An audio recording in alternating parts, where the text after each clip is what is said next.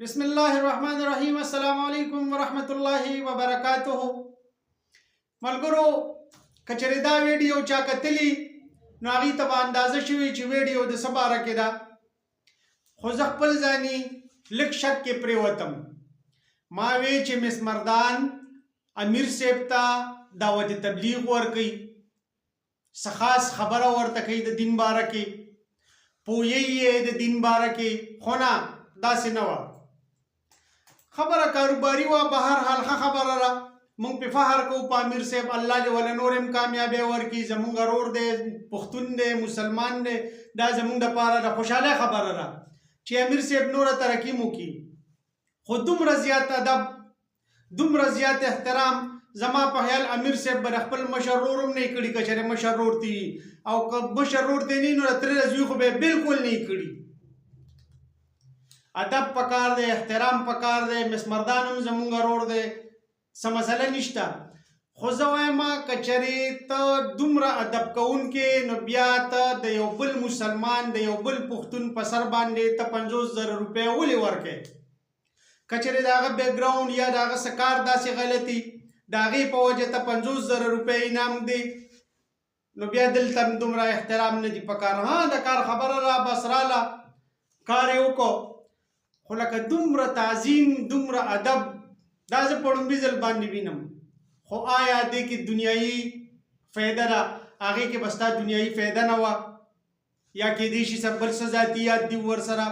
ادب پکار دی، د الله د رضا دپاره پکار دی. نو ډېره زیاته ښه خبره ده، ډېره مهرباني.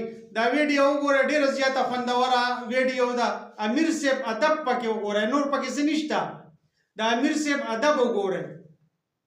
اوس د چین نوم دغه کوي انشاءالله سټارټینګ اخلي، نو ضرور دې سره رابطه وکړي.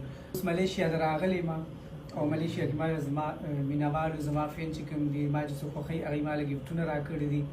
ما هغې کې دي کارپېټې دي، قالینونه دي، نور سامانونه دي. نو ما سره ډېر زیات غم و چې دا به زه څنګه وړم دلته نه، نو ډېر سامان و. نو بیا ما د ایکسپریس ګروپ او کمپني چا راته وویلو، ما امیر صاحب سره رابطه وکړه. دی بیا زه خپل دفتر ته انوایټ کړم، دلته یې ما له ټول ټیم چې کوم دی ایکسپریس ګروپ اپ کمپني، نو ما له یې ډېر مینه محبت راکړ، ډېر زما عزت وکړو. نو دوی وی چې ته هېڅ غم مه کوه، موږ یو. نو دنیا کې صرف ملیشیا کې نه، دنیا کې چې کوم ملک دی او څه سامان تاسو لیږل غواړئ، نو تاسو رابطه کولی شئ امیر صاحب سره، ایکسپریس ګروپ او کمپني. نو دا ټینشن خو زما ختم شو.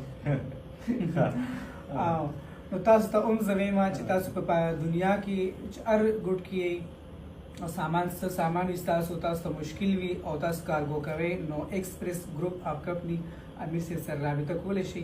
او دوی به اوس د چینا نوم دغه کوي انشاءالله سټارټینګ اخلي، نو ضرور دوی سره رابطه وکړي انشاءالله.